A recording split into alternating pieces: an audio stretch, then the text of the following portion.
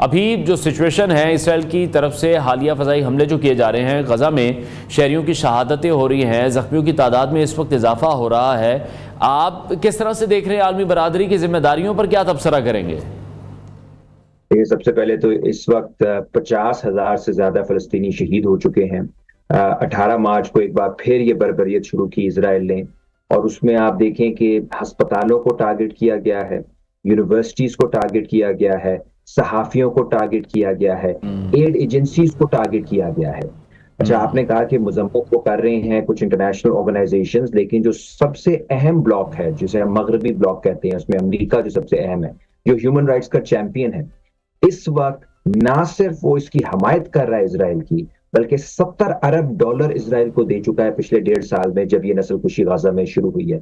और इस वक्त जो सदर है अमरीकी, वो ये यहां तक कह रहे हैं कि गजा को खाली करा देना चाहिए और वहां पे कोई रियल एस्टेट का बिजनेस शुरू करेंगे।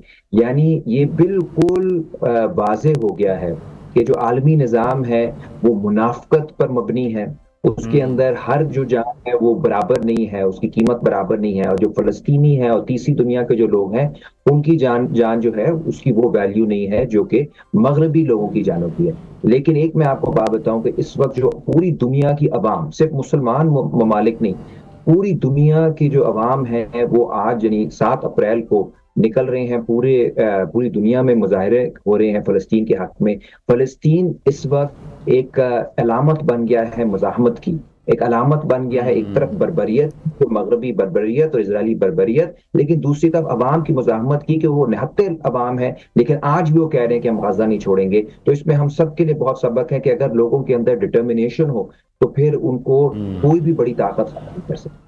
बिल्कुल ऐसी ही है, लेकिन अभी हमारा आप किस तरह से देख रहे हैं? आपने कहा कि अमेरिका की अगर बात करें, सर फहरिस्त तो वही है जो कि इसराइल को इस वक्त बैक करता हुआ दिखाई दे रहा है, सपोर्ट भी कर रहा है, माली इमदाद भी की जा रही है, और साथ ही साथ हम देख रहे हैं कि असला बारूद भी, ये तमाम चीज़ें मुहैया की जा रही हैं। लेकिन इसके साथ साथ जो डोनाल्ड ट्रंप ने अपनी तमाम इंतखाबी रैलीज़ में वादे किए थे कि वो इस जंग को ख़त्म कराएंगे, तमाम मामला को सॉर्ट आउट करेंगे, तो वो भी सिर्फ इंतखाबात जीतने के लिए एक पैंतरा ही था उनका। बिल्कुल ऐसे था, वो अरब वोट होना चाहिए था मिशिगन में। देखें, ये मामला ट्रंप का या बाइडेन का या किसी एक शख्स का नहीं है। पिछले 16-17 सालों से एक पॉलिसी रही है गजा में नस्ल कशी की। उसका हर अमेरिकी सदर जो था, George Bush, Obama, Trump, Biden और फिर ट्रंप, वो सारे उसकी हमायत करते रहे हैं। उसकी वजह क्या है कि वो मिडिल ईस्ट को बिल्कुल एक रीअरेंज करना चाहते हैं। वहां पे कोई भी अगर मज़ाहमत हो उसे खत्म करना चाहते हैं। उन्होंने इराक के ऊपर बमबारी की, झूठ बोल के बमबारी की। उन्होंने लिबिया के ऊपर बमबारी की, कजाफी को मारा। उन्होंने शाम के ऊपर बमबारी की, उन्होंने यमन के ऊपर बमबारी की, अभी ईरान के साथ मामला बना रहे हैं, लबनान के ऊपर बमबारी की। तो सारा जो मिडिल ईस्ट है उसको जो कंट्रोल करना है वो उसकी बहुत अहमियत है। पिछले 70-75 साल से ये अमेरिकी पॉलिसी है। और इजराइल जो है, एक तरह से आप समझ लें कि अमेरिका को सब्सिडी भी देता है कि इजराइल, अगर अमेरिका इजराइल को पैसा देता है तो फिर इजराइल ग्राउंड पे जो सारा गंदा काम करना होता है, सारी जो नस्ल कुशी करनी होती है, कत्लो गारतगरी करनी होती है, जंग लड़नी होती है, वो फिर इजराइल और आईडीएफ करता है। लेकिन जो अरब दुनिया है और पूरी दुनिया, जिस तरह मैंने कहा, कोलंबिया के सदर तक ने कहा है कि जी ये नस्ल कुशी जो है ये पूरी तीसरी दुनिया के अवाम के लिए एक पैगाम है कि हमें यकजा होना पड़ेगा। तो ये ज्यादा देर चलेगी नहीं, क्योंकि अब कम अज कम ये जरूर हो गया है कि अवाम का पूरी दुनिया के अंदर, आप लंदन में रैलीज देखें, आप बीजिंग में देखें, आप न्यूयॉर्क में देखें, उनके जो पर्दे डाले हुए थे इन्होंने कि बड़े कोई इंसानी हकूक के चैंपियंस अमेरिका के, यूक्रेन में बड़ा गम है इंसानी हकूक का और बाकी दुनिया में औरतों के हकूक का, वो गजा में सब क्लियर हो गया है कि असल में इसकी बुनियाद पूरी निजाम की, साम्राज्य की बर्बरियत। लेकिन हमारा अब सिचुएशन को अगर ओवरऑल हम देखें, कुछ सोशल मीडिया पर वीडियोस हम देख रहे हैं जो कि दिल दहला देने वाली हैं, जहां पर अगर ब्लास्ट हो रहे हैं तो हमें बच्चे हवा में उड़ते हुए उनके जो बॉडी पार्ट्स हैं वो दिखाई दे रहे हैं। इंतहाई दर्दनाक सिचुएशन है, वो मनाजिर जो हैं वो भी नहीं देखे जा रहे हैं। तमाम मीडिया इन चीज़ों को कवरेज दे रहा है। अगर हम मगरबी मीडिया के हवाले से बात करें, आपको क्या लगता है कि इसका कोई हल हो सकेगा किसी भी मुल्क की तरफ से? जब हम OIC का जिक्र करते हैं, 57 ममालिक उसके मेंबर हैं, तो ये 57 मुस्लिम ममालिक मिलकर भी अगर उनकी मदद नहीं कर सकते या उस पर बात नहीं कर सकते, एटलीस्ट जंग बंदी मौसर तरीके से नहीं करा सकते, तो फिर किस काम का OIC?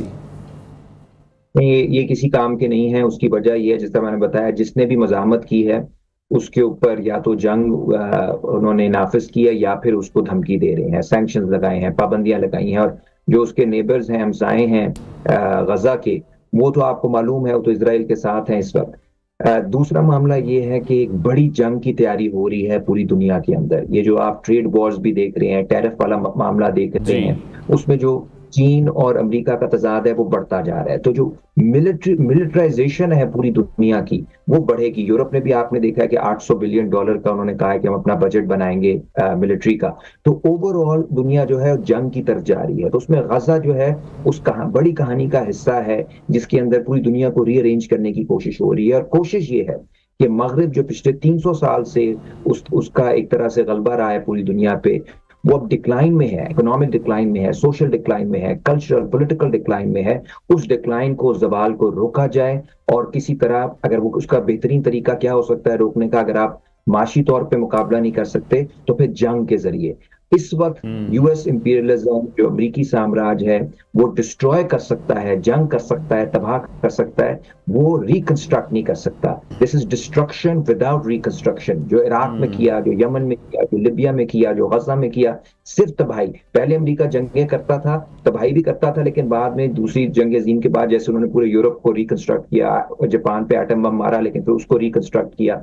अब कोई रिकंस्ट्रक्शन नहीं है, अब सिर्फ तबाही है। इसलिए हमारे सब हुक्मरान जो है मुस्लिम दुनिया के हों या बाकी तीसरी दुनिया को, के उनको अब इस वक्त वॉशिंगटन की तरफ नहीं देखना चाहिए, क्योंकि वॉशिंगटन सिर्फ अब मौत का सौदागर है, वो लाशों के सौदागर हैं। इस वक्त हमें अपने रीजन के अंदर देखना चाहिए। रीजनल स्टेबिलिटी सिर्फ तभी आएगी जब जो हमारे खित्ते के सारे ममालिक हैं वो आपस में कहेंगे मिलके कि इनफ इज इनफ, अब हम अगयार के लिए जंगों में नहीं जाए।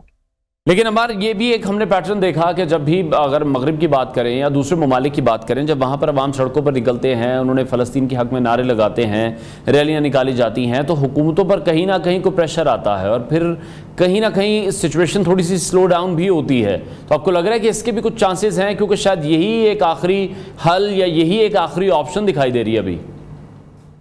बिल्कुल उम्मीद तो है। देखें, क्योंकि जिस तरह के सीन्स आ रहे हैं और लोग जितने ज्यादा गुस्से में हैं और बाहर निकल रहे हैं, तो बंदा उम्मीद कर सकता है। लेकिन ये भी आप याद रखें कि इस वक्त अमेरिका के अंदर जो फलस्तीन के हक में जितने भी लोग, खसूसी तौर पे यूनिवर्सिटीज के अंदर जो तालिब इल्म हैं, जो मुजाहरे करते हैं या कर रहे थे, उनके खिलाफ एक भरपूर क्रैकडाउन चल रहा है। खलील महमूद एक साहब थे, उनको गिरफ्तार कर लिया गया। उनका जो ग्रीन कार्ड है उसको रिवोक करने की कोशिश की गई। एक टर्किश खातून थी, उसको भी गिरफ्तार किया गया। एक येल यूनिवर्सिटी में लॉ की प्रोफेसर थी, उनको भी नौकरी से निकाल दिया गया। और ओवरऑल कोलंबिया यूनिवर्सिटी, जहां पे बहुत ज्यादा स्टूडेंट्स ने मुजाहरे किए थे, उसकी फंडिंग ट्रंप ने रोक दी है। और ये भी वो कह रहा है कि जहां जहां फलस्तीन के हक में मुजाहरे हुए हैं, उन यूनिवर्सिटीज की फंडिंग को हम उस पर नजरसानी करेंगे। यानी ये भी कोशिश की जा रही है कि जो मुजाहरे हैं, जो आवाजें हैं फलस्तीन के हक में, उनको दबाया जाए। जर्मनी में इससे पहले आपको पता है सब पे इल्जाम लगाया गया कि ये शायद कोई एंटी सेमेटिक हैं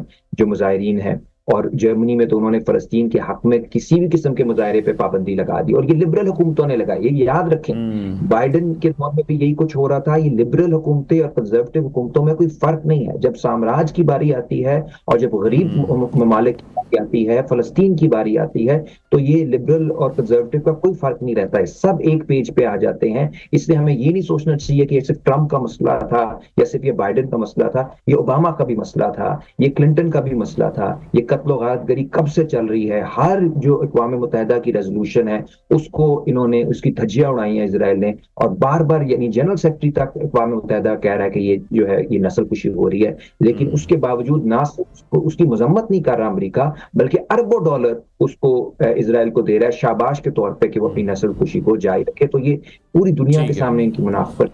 और ये फ़ज़ाई हमले जो हम देख रहे हैं रिहायशी इमारतों पर जहाँ किए जा रहे हैं, जहाँ पनाहगज़ीन कैंपों को निशाना बनाया जा रहा है, बैनुल-अक़वामी क़वानीन की जब बात की जाती है, हालांकि कहीं पर भी वो इम्प्लीमेंट इन तमाम शख्सियात पर, इन रियासतों पर होते नहीं दिखाई दे रहे। जो ये जुर्म किए जा रहे हैं, यहाँ पर बेगुनाह बच्चों को निशाना बनाया जा रहा है, लोगों को जिस तरह से बेघर किया जा रहा है। 19 लाख तक अब बताया जा रहा है कि यह तादाद पहुँच चुकी है। अक़वाम मुत्तहिदा की अगर हम बात करें या उसकी इमदादी एजेंसी नरवा की रिपोर्ट है कि गजा में बेघर होने वालों की तादाद 19 लाख तक पहुंच चुकी है। तो इस सूरत हाल में ये इंसानी हुकूक के उसूलों की खिलाफ वर्जी तो है, लेकिन कहाँ पर ये मुकदमा पेश किया जाएगा, कौन इन सबको कटहरे में खड़ा करेगा? देखिए, ये बदकिस्मती है कि बड़ा क्लियर है, इस पर कोई डिबेट की तो जरूरत नहीं है। 22-23 लाख तो पूरी आबादी है, पूरी आबादी ही तकरीबन जो है वो डिस्प्लेस हो चुकी है। इसी को नस्लकुशी कहते हैं। और अब कहा जा रहा है कि आप छोड़ दें गजा। ये दुनिया में कहाँ होता है कि आप किसी मुल्क में जाके कहें कि पूरा शहर जो है जिसके ऊपर हमने बमबारी की है, जिसके ऊपर हमने पाबंदियां लगाई हैं। और याद रखें, ये भी जरूरी है याद रखना, ये पाबंदियां और बमबारी क्यों शुरू हुई थी? ये इसलिए शुरू हुई थी कि 2006 में फलस्तीनियों ने जो गलती की थी कि अपना जमहूरी हक इस्तेमाल करके एक तंजीम को वोट दे दिया, हमास को। इसकी बुनियाद के ऊपर सारी ये पाबंदियां शुरू हुई। यानी जो जमहूरियत के चैंपियंस हैं, उन्होंने जमहूरी जो फैसला था फलस्तीन का, उसको दबाने के लिए ये पाबंदियां पहले शुरू की थी। फिर 2008 से मुसलसल हर 1-2 साल बाद इस तरह की बमबारी होती है और धज्जियां उड़ाई जाती हैं, अखलाकियात की भी और कानून की भी। एक चीज जो क्लियर हो गई है कि दुनिया जो है इस वक्त वो फोर्स से चल रही है, ताकत के जरिए। ताकत हकीकत है इस वक्त इंटरनेशनल रिलेशंस में, कवानीन नहीं रहे। बहुत जरूरी है कि मुसलमान ममालिक और तीसरी दुनिया के ममालिक वो अपनी जो डेवलपमेंट कैपेसिटी है वो बढ़ाएं, अपनी इंडस्ट्रियल कैपेसिटी बढ़ाएं, अपनी मिलिट्री कैपेसिटी बढ़ाएं। अपने लोगों के खिलाफ नहीं, अगयार के लिए जंगें, अपने लोगों के खिलाफ लड़ने के लिए, अपने लोगों को दबाने के लिए नहीं, बल्कि जो इंटरनेशनल सिनेरियो बन रहा है उसके लिए अपनी तैयारी, अपने मुल्क का दिफा करने के लिए उसकी तैयारी करें। बहुत शुक्रिया। माहिर बैनुल अक़वामी उमूर अमार अली जान हमारे साथ इन कॉन्वर्सेशन थे।